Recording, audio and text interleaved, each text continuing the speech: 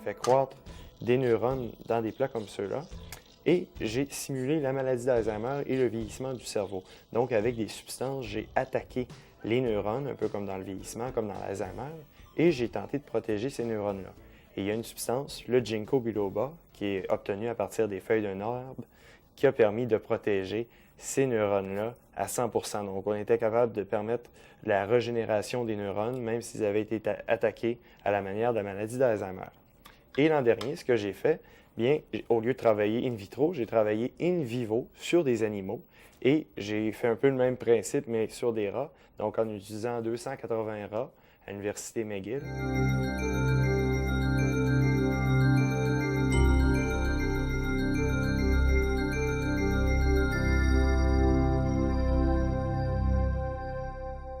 La science, c'est de la découverte, c'est des réponses aux questions. Ça peut être des hypothèses et j'ai le goût de les vérifier. La science, c'est le fun. C'est un vaste domaine. On peut parler de la biologie, donc du corps humain. On peut parler de la zoologie, donc l'étude des animaux. On peut parler de la géologie, l'étude du sol. Donc on peut parler de la chimie, de la physique. Donc ça regroupe plusieurs domaines. Quand on se dit est-ce qu'il faut encourager les jeunes à la science, je le formulerais différemment en disant que spontanément, les jeunes, tous les enfants, c'est un cliché, tout le monde le sait, les enfants commencent à nous poser systématiquement jusqu'à nous tanner la question « pourquoi ». Donc, le vrai défi, c'est de les amener à ne pas prendre pour acquis leur environnement, mais à se dire « pourquoi une feuille tombe? Toutes les feuilles ne tombent pas. Les conifères, les feuilles ne tombent pas. D'autres feuilles, ils tombent, ils changent de couleur. Ils ne doivent pas prendre ça pour acquis. Ils ne doivent pas dire « c'est normal, elles tombent ».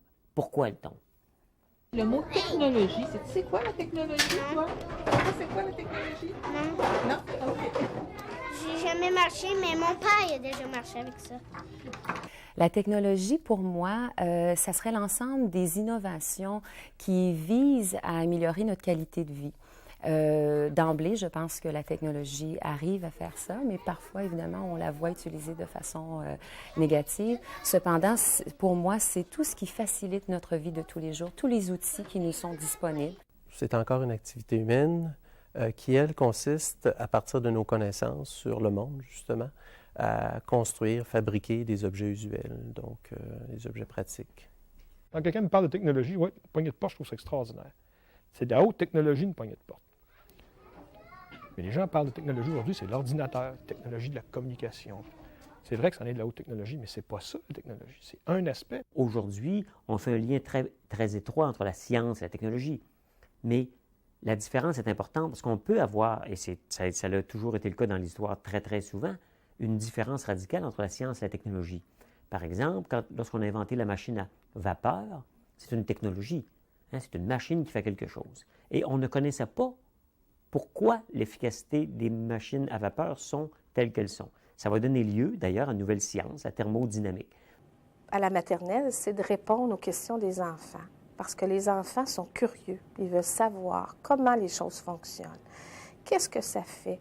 Pourquoi on a ça? Ils arrivent à l'école, à la maternelle et en première année avec un lourd bagage, des valises pleines de conceptions sur comment fonctionne le monde dans lequel ils sont.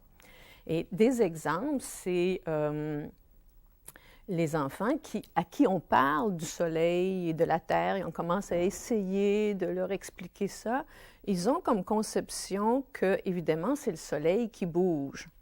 On peut proposer des explications, mais ensuite, elles peuvent s'avérer fausses parce qu'on va regarder d'autres cas expérimentaux, on va regarder d'autres places dans la nature où elles ne seront pas vraies. Quand on demande qu'est-ce qui fait que l'été fait plus chaud que l'hiver, chez nous, à tout le moins, spontanément, les jeunes, ils vont te dire, ben c'est parce que le soleil, il est plus près de nous l'été que l'hiver. Le soleil, il est plus loin. Et ça, c'est une conception qui est partagée par plusieurs et qui est basée aussi sur des expériences réelles. C'est-à-dire que quand on est près d'un feu, plus on approche, plus il fait chaud. Et ça, tous les enfants l'ont expérimenté et ils ont cette connaissance-là et ils y croient et ils ont raison. Alors, c'est toute une série de connaissances que les jeunes ont. Et Quand on veut leur expliquer la vérité, il est fondamental de partir de leur connaissance. Il faut créer un climat dans la classe où les jeunes peuvent expliquer leur conception.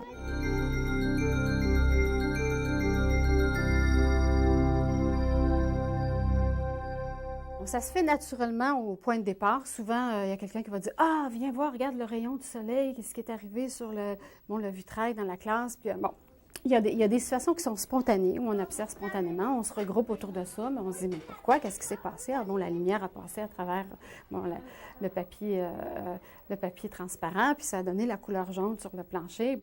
Tout peut s'observer, on peut partir. Bon, ça peut être des éléments naturels, des roches, des fleurs, tout ça. La pluie et le beau temps, on en parle tous les jours, ils en subissent les effets, leur expliquer ce qu'est la violence du tonnerre et des éclairs.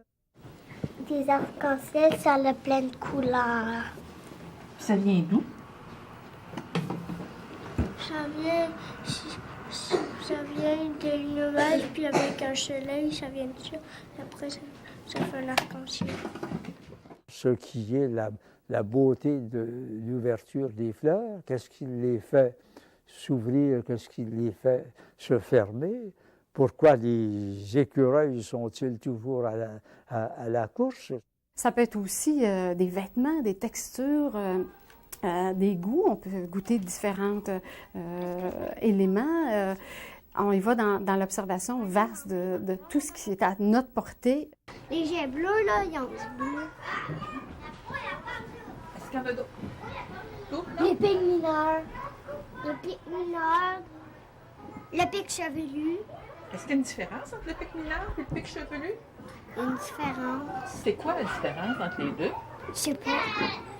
Toi, là, sais-tu quelle c'est la différence entre le pic mineur et le pic chevelu? Ben, regarde, les deux un peu pointus. Mais on peut le faire aussi de façon plus systématique, dans le sens que on réserve un temps pour observation. On peut dire, les enfants vont chercher chacun un objet dans la classe, puis on les ramène au tapis. Et là, on parle de son objet, puis on le regarde, puis on le prête. Ça serait plus organisé. Ça, c'est fait dans la famille de quoi? Du carton. C'est fait avec quoi, du carton? Papier. Du papier, du carton. C'est dans la famille de... Avec quoi qu'on fait le papier? Du bois. Avec du bois, oui, on va dire c'est la famille. Ça fait partie déjà, dans le fond, de toute cette curiosité, de toute cette ouverture sur l'univers qui les entoure, que démontrent les jeunes enfants, qu'il faut continuer dans cette perspective-là déjà au préscolaire, dans le fond, de leur permettre, par leur jeu, d'expérimenter, de toucher, de manipuler, d'être en contact avec le plus d'objets possibles et de phénomènes, et leur permettre, par le questionnement qu'on peut leur faire, à se poser, dans le fond, de plus en plus de questions sur comment les choses fonctionnent et partager déjà entre eux les représentations qu'ils ont sur toutes sortes de choses.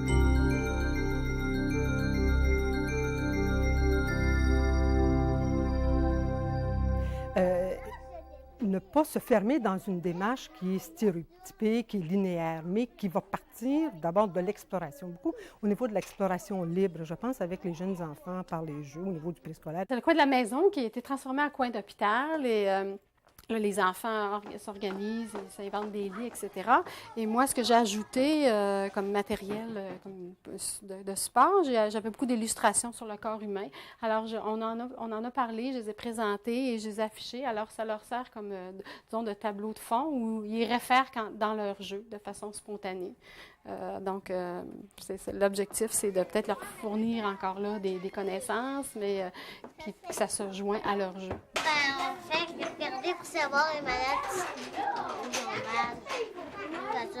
Quand on a mal à la tête, au dos, ou tout le temps d'un corps.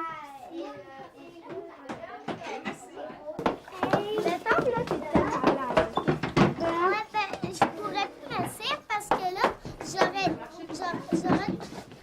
mal dans le corps. Non, c'est pas ça, la c'est ça. Ben non, c'est ça. Non, c'est pas ça. Ben, eux autres l'ont montré de même. Moi, je fais une autre façon, c'est vrai. C'est un autre testament. Ça, c'est les intestins. Il faut donc créer des conditions et un temps à l'intérieur de la classe, de la situation d'apprentissage, dans laquelle les enfants vont pouvoir se questionner, essayer des façons de faire, utiliser des instruments, des outils pour essayer toutes sortes de choses, mettre en relation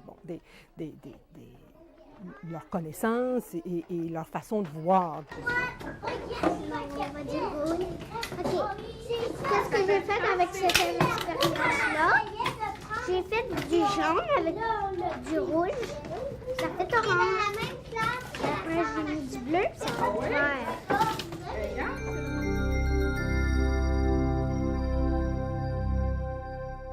Mon but était de leur faire voir que dans des petits jouets, qui sont des jouets mécaniques, il y avait un système à l'intérieur qui permet à l'objet de bouger de façon indépendante, c'est-à-dire. Alors, la mise en situation est toutes sortes de petits jouets, gadgets qui gigotent et qui bougent et qui sautent. Et les enfants, évidemment, sont passionnés. On va jouer, c'est tout ce qu'ils disent. Alors, ils regardent et je leur propose d'essayer de m'expliquer comment se fait-il que cet objet bouge. Et les enfants étaient vraiment merveilleux. D'abord, l'entente qu'ils ont eue entre eux, c'était qu'il fallait que les pièces se touchent.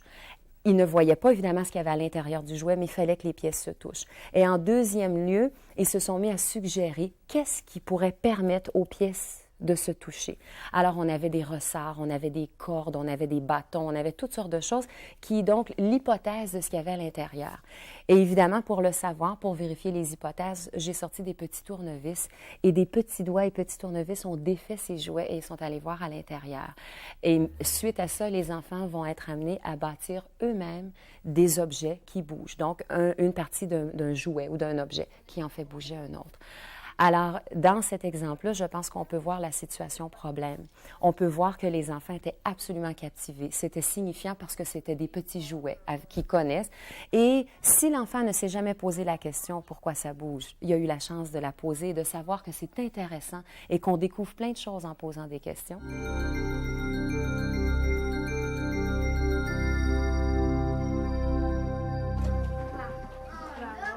Ça marche pas. On va falloir faire une baboune. C'est bien de papier oui, ça a marché. On fait une expérience avec des allumes. Qu'est-ce qui se passe dans l'expérience? Avec l'eau chaude, ça gonfle, mais quand c'est plus de l'eau, quand c'est dans la neige, ça dégonfle.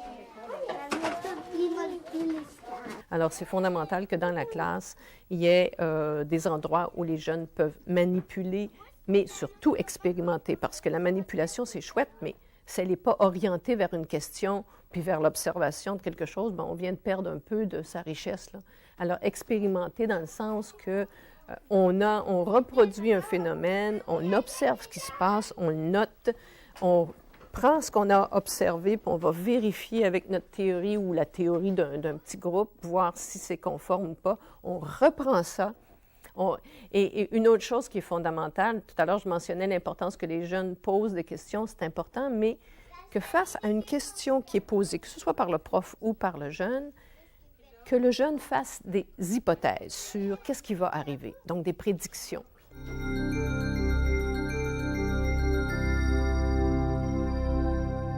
Pour essayer de comprendre comment est-ce que la glace flotte sur l'eau.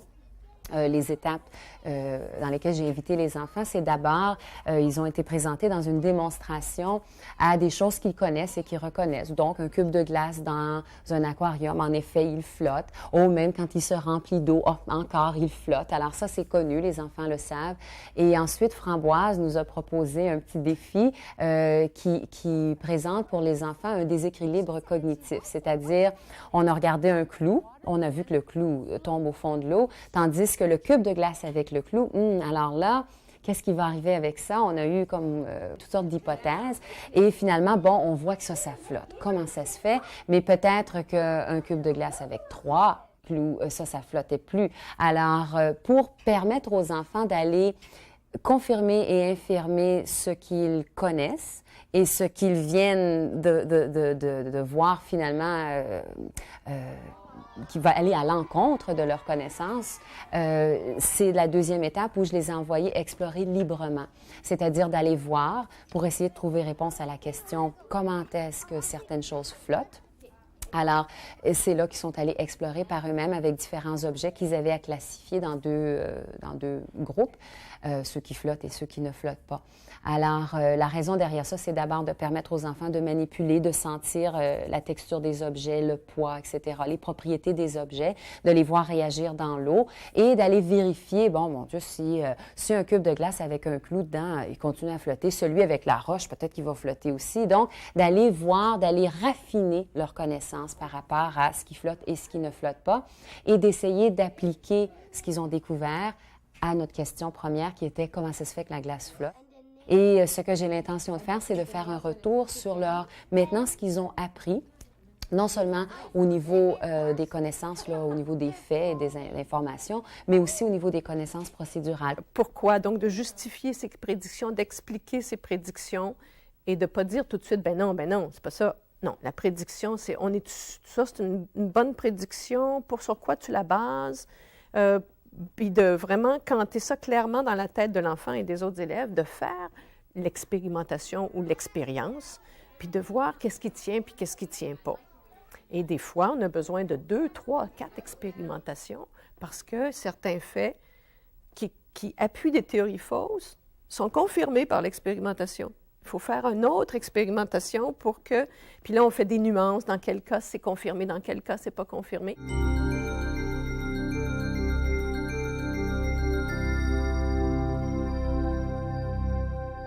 On peut faire plein d'activités. Comme ce matin, les enfants ont apporté plein de choses à défaire pour voir comment ça fonctionne. Alors, le projet « Je défais pour voir » a été initié par les enfants parce qu'ils s'intéressaient à comment était fait à l'intérieur une montre. Et là, finalement, on se retrouve avec plein de choses à défaire et qui fascinent les enfants. L'enfant construit sa compréhension du monde. Alors, pour comprendre comment les choses fonctionnent, pour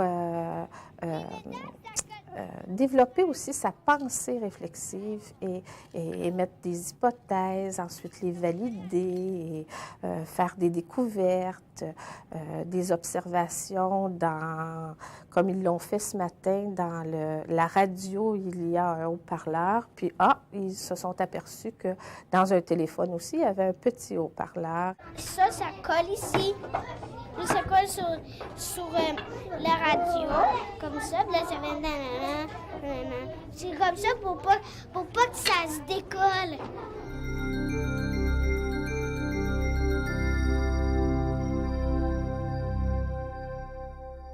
C'est sûr que quand on a les sous puis qu'on peut se procurer des choses, c'est plaisant. Mais on peut prendre, je sais pas moi, des bacs d'eau avec des objets de la classe.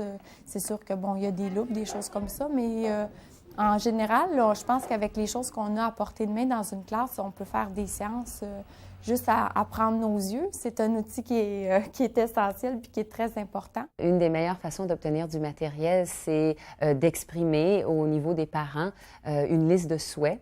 Et moi, je le fais au début de l'année. Et puis, parfois, même à dans la moitié de l'année, je renouvelle ma liste de souhaits, dépendamment de ce que j'essaie de faire. Et je demande alors des aquariums, des bols à poissons, des contenants, du matériel recyclé, des Legos, des vieux jouets. Et tout ça, c'est récupéré. J'ai dans ma classe un petit musée. Très simplement, c'est une étagère avec des blocs, là, des petites sections. Et là, j'invite les enfants à m'apporter des choses et à les mettre en exposition. Parfois, j'invite même les enfants. On a une section qui peut, à certains temps, être dédiée à l'échange. Alors, si un enfant par exemple, est passionné par les roches et les fossiles et qu'il apporte ça, il le présente à la classe, une petite règle en passant, c'est quand un enfant apporte quelque chose à présenter, il doit être prêt à en parler. Donc, c'est pas juste « j'ai apporté une roche ». J'ai apporté une roche, je l'ai trouvée dans mes vacances, je crois qu'il y a un fossile dessus. J'ai regardé dans un livre et je pense que c'est cette roche-ci. Et je pense que c'est intéressant de pouvoir découvrir des choses et après les communiquer. C'est ça aussi qui est intéressant dans l'apprentissage, c'est de « wow, j'ai découvert quelque chose ». Et ensuite, je suis capable de l'expliquer aux autres personnes autour de moi. Ça, c'est, je pense, ce qui est le plus intéressant dans la science.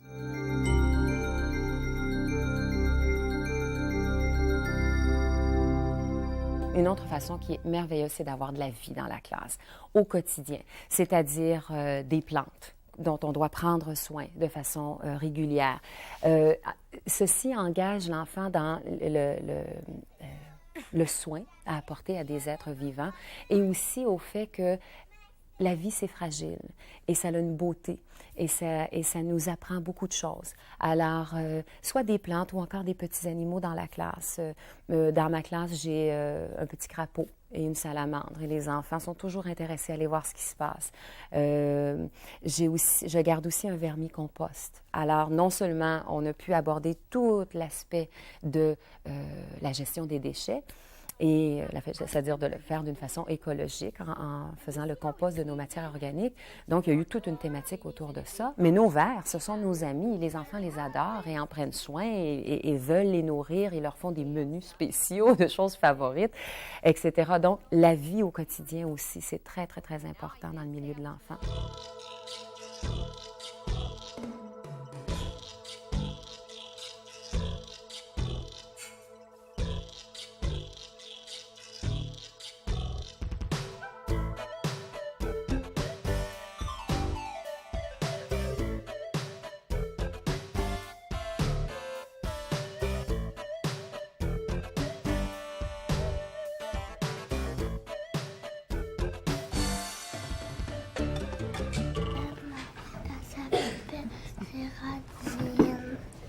Oui, puis qu'est-ce qu'elle fait dans la journée? Qu'est-ce qu'elle fait, ta poulette, ici? Elle mange. Elle mange quoi? Des vers de terre. Est-ce qu'elle fait d'autres choses? Elle boit.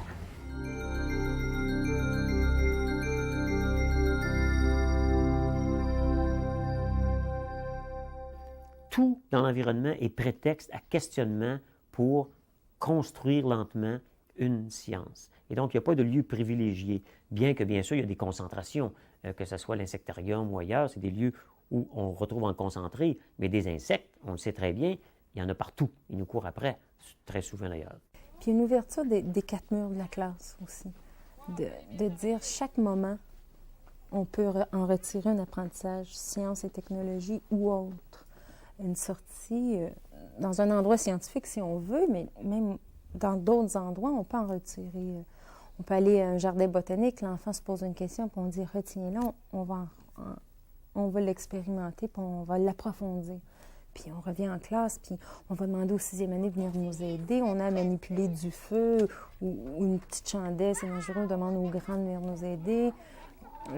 La secrétaire, il y a plein de ressources autour de nous.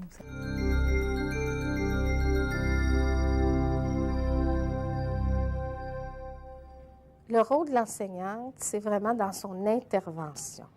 Dans le fond, c'est d'avoir ce même esprit que les enfants ont, je dirais, d'ouverture sur la compréhension des choses et être à l'affût de tout ce qui peut intéresser les enfants et les aider à être en contact avec souvent plusieurs réalités dont même comme adultes, auxquels on est en contact plus quotidiennement et qui nous échappent. Donc, on ne prend pas le temps de les regarder.